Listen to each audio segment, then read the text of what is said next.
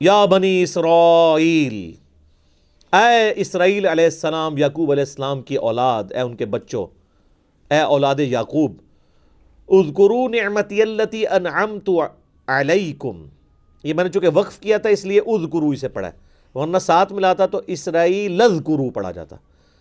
اس نعمت کو یاد کرو جو ہم نے تم پہ کی تھی۔ اوفوا بعہدی اوفی بعہدکم، تم اپنا عہد پورا کرو جو تم نے میرے ساتھ کیا تھا، میں اپنا عہد پورا کروں گا جو میں نے تم سے کیا تھا۔ وَإِيَّايَ فَارْهَبُونَ، اور صرف مجھ سے ہی ڈرو۔ کسی اور کا ڈر کیوں لگا ہوا ہے جس کی وجہ سے تم عہد پورا نہیں کر رہے؟ وہ ڈر کیا تھا؟ اپنی چودراہٹ چھین جانے کا۔ کون سا عہد تھا جس کا اللہ نے سٹارٹ کیا ہے بنی اسرائیل؟ اس عہد کو پورا کرو جو تم نے مجھ سے کیا تھا، میں بھی اپنا عہد پورا کروں گا۔ کیا عہد تھا؟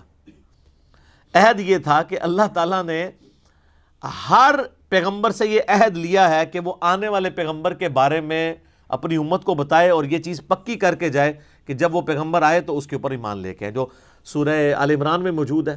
اللہ تعالیٰ نے انبیاء کی ارواح سے بھی عہد لیا تھا۔ تورات کے اندر موجود تھا کہ بنی اسماعیل میں سے آخری پیغمبر آئیں گے، موسیٰ علیہ السلام کے بھائیوں میں سے۔ ڈیوٹرانومی چیپٹر میں قرآن کے تعارفی لیکچرز میں بتا چکا ہوں ڈیٹیل کے ساتھ۔ آج بھی کتاب الاستثناء چیپٹر آپ ڈیوٹرانومی نکالیں، تورات میں 18 نمبر باب کی 18 نمبر آیت ہے، اے موسیٰ میں تیرے ان بھائیوں میں سے یعنی بنو اسماعیل میں سے تیری مانند ایک رسول اٹھاؤں گا، اور یعنی تیری مانند ہوگا۔ وہ میں نے ساری ریزیمنس بتائی ہیں۔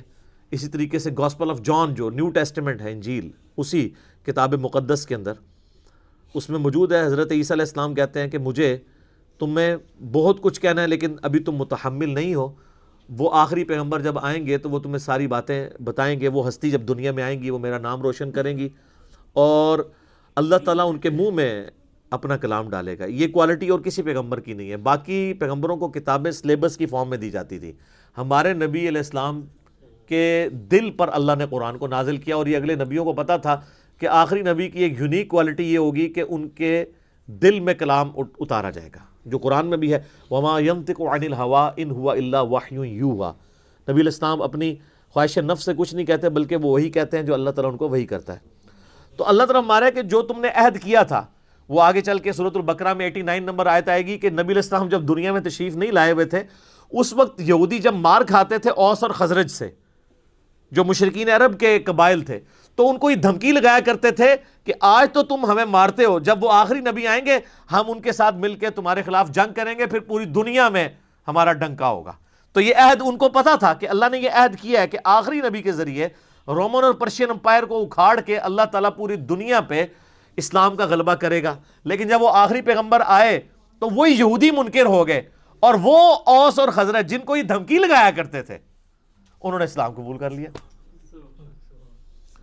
تو وہ ہدایت جو ڈائریکٹلی یہودیوں کے لیے نازل ہوئی تھی اس سے انہوں نے تو استفادہ نہیں کیا، لیکن اوس اور خزرج نے کر لیا۔ تو اس سے یہ بات پتہ چلی کہ اللہ کا کوئی رشتہ دار نہیں ہے، ورنہ یہ تو رشتہ داری بنائے بیٹھے تھے نا بنی اسرائیل۔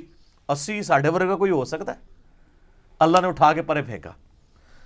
اور امی جاہل لوگ جن کو امی کہا جاتا تھا، اوس اور خزرج، ان کو اللہ نے دنیا کا امام بنا دیا کتابوں کو ماننے کی وجہ سے۔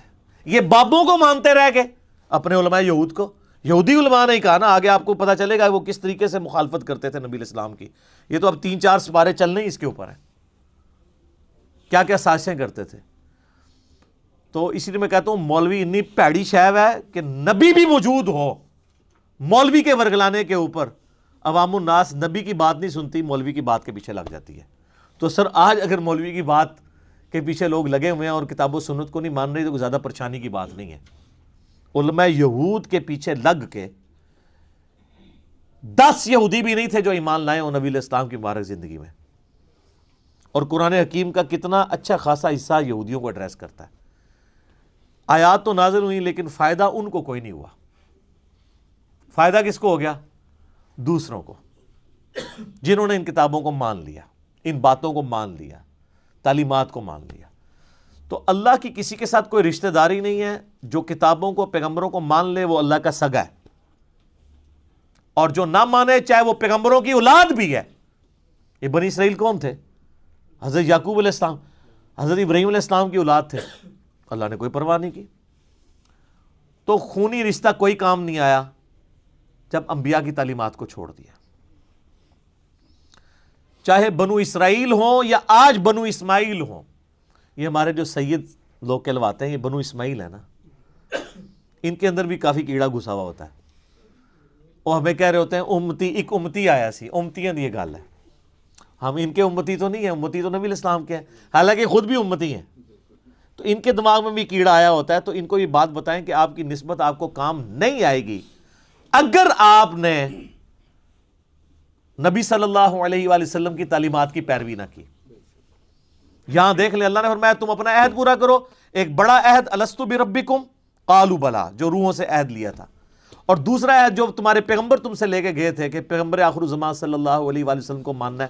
آج بھی وہ عہد پورا کر لو, آج بھی تم سے صلح ہو سکتی ہے.